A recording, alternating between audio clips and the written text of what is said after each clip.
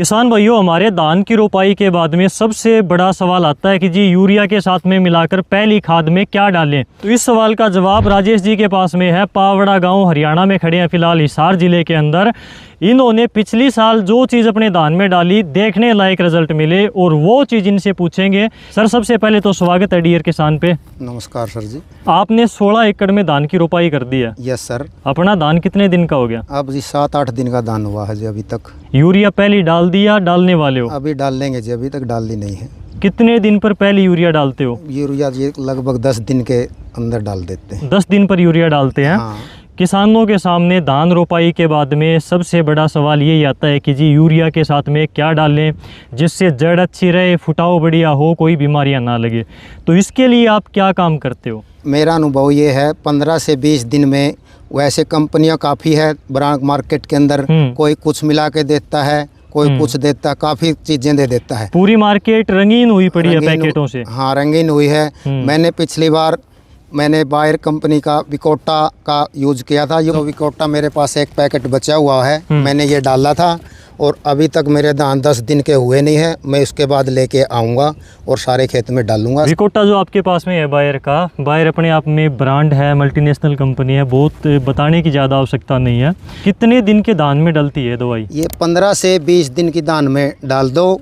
डाल के ना एक बार किसान निफ्रेम हो जाए, 40 से 45 दिन तक कुछ नहीं डालना। 40-45 दिन तक कुछ नहीं डालना।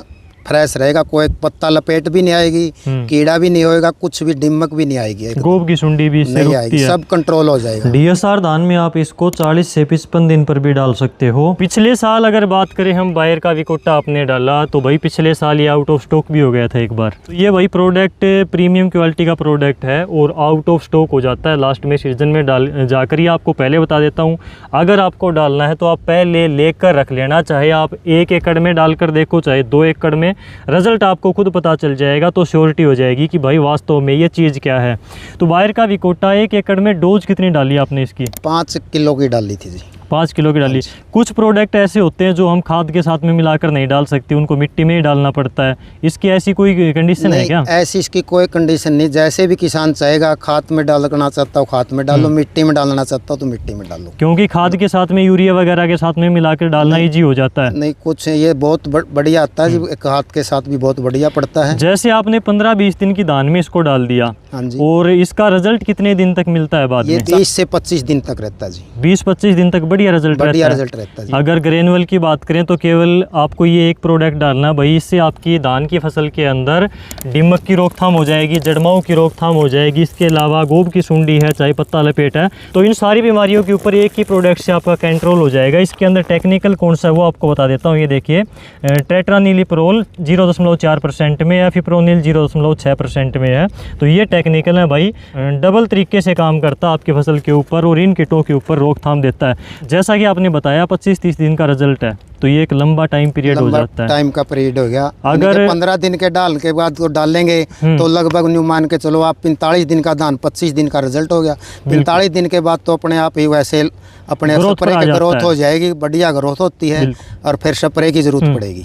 ग्रोथ की बात करें, काफ़ी किसान भाई टॉनिक डालते हैं, पैकेट लेकर आते हैं मार्केट से, खाद में मिलाकर डालते रहते हैं। धान कलर के ऊपर नहीं आता, उसमें हरापन नहीं आता, ग्रोथ में दिक्कत आती है क्योंकि जड़ी खराब रहती है धान की ज़्यादातर केस में। तो इससे ग्रोथ में फ़र्क पड़ता है, धान के रंग में फ़र्क पड़ता है, धान में भी रंग में भी फर्क पड़ता है और ग्रोथ में भी फर्क पड़ता है।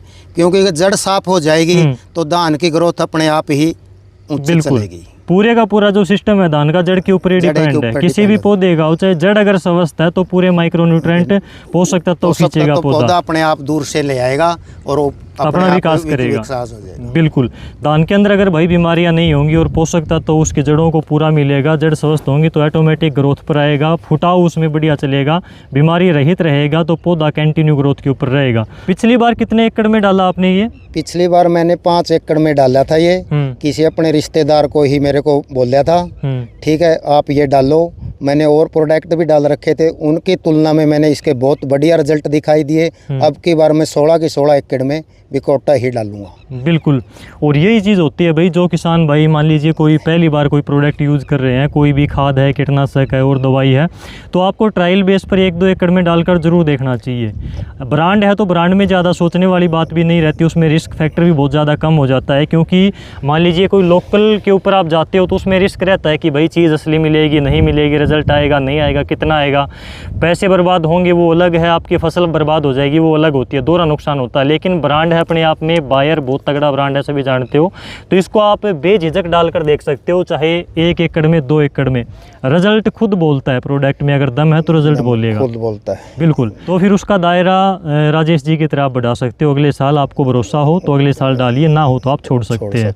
राजेश भाई इतने अच्छी जानकारी किसानों के साथ में शेयर करिए, अपना अनुभव बताया, इसके लिए आपका बहुत बहुत धन्यवाद। राम राम।